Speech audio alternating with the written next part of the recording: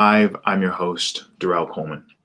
I've told you before that there are three ways that we can change the world. The first is called direct impact. This is where you show up to directly impact the lives of other people. Our doctors, our nurses, our firefighters, our first responders, our teachers represent this field. The second way is that you can redesign an existing system, seeking to make our foster care or criminal justice or educational system work better to give more people opportunity and provide people with what they need.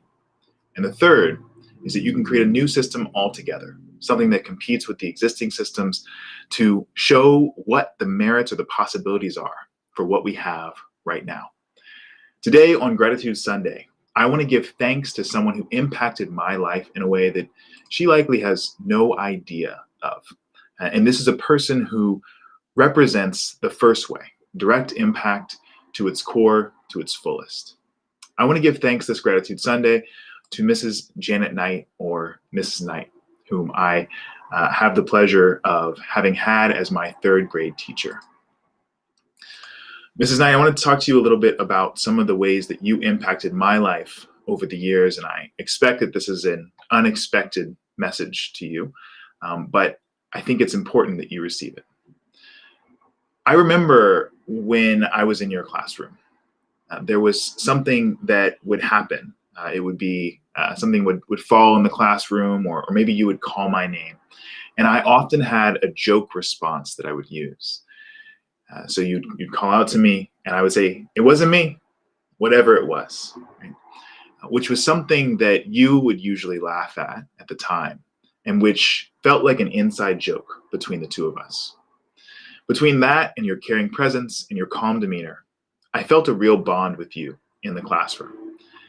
And I think that that's something that I don't think I can understate how important it is for young students, and particularly how important it was for me as a child. How many students have a teacher that they truly feel close to and that they can trust? I was blessed to have several, but you, Mrs. Knight, were the first. I remember two other things that happened in your class that made a major impact on my life. And I want to tell you about these and just tell you about the sum total of how they've sort of affected me over the years so that I can give you the proper thanks that I think that you deserve. The first was that every year at Anderson Grove, all the students would write a book, and they would write and then illustrate the pages of that book. And these books would be sent out to be bound and turned into real books that could be preserved for time immemorial. In your class, I wrote a book that I really cared about. It was a book called The Dragon Slayer. I remember it to this day. I remember what the cover looked like. I remember the content of the book. And it was about a knight who slayed dragons. I don't know that I had put together the connection between your last name and the subject of my book, but that's something that I'm sort of formulating right now. But I remember putting so much time and effort into that book. I remember drawing the pictures. I remember my sister helping me color the pictures in at home. And at the end of the year, that book was one of the books that was honored with an award. I remember that being one of the first times that my work had really been validated. And if that happened in your class, in an environment that you cultivated really well, that was something that I attribute to and respect you for so deeply. That happened in your class. That was the first time that I got to see how my dedication to a project actually produced results for me in the world. And I have to believe that a part of my dedication to that project came from the bond that I felt with you. And for that, I'm eternally grateful. The second thing that I remember from your class, the second story that I remember from your class, was that you had a tournament, a chess tournament, where every kid in the class would play every other kid in the class. And whoever remained at the end would be crowned the king or queen of chess. I learned to play chess from my father at age 5 or 6, and I came into your class with that knowledge. But it was in your class where I played those games that I managed to develop a new confidence. I played in that tournament, and I managed to win and be crowned the king of chess.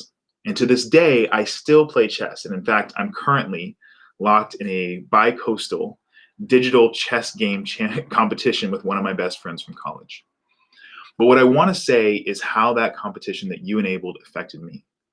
While it was ultimately a third grade competition, that victory helped me become someone who thought of myself, someone who thought of himself as a thinker, as someone who could figure things out, who could apply logic and reason to overcome obstacles in life, and who always thinks that there must be another way. I don't know what you know about where my life has gone. We haven't spoken in years. You were my teacher when I was 8 years old, and I am now 32. So that means 26 years have gone by. But as far as the life accomplishments that I would attribute that align with the impact that you made on me, after leaving your class and a number of years later, I went on to Stanford University. I studied mechanical engineering for my undergrad, and I did a master's at Stanford in civil and environmental engineering as well. I now run my own company, which I declared I would run when I was 8 years old. I told my mom when I was 8 years old, when I was in your class, that I would have my own company one day that makes things and sells them. And I now run my own company that does that indeed, and also works to improve social systems like our education system and healthcare and foster care and criminal justice so that more people have more opportunity to become their best selves. I have a beautiful wife and a baby who I love dearly as well.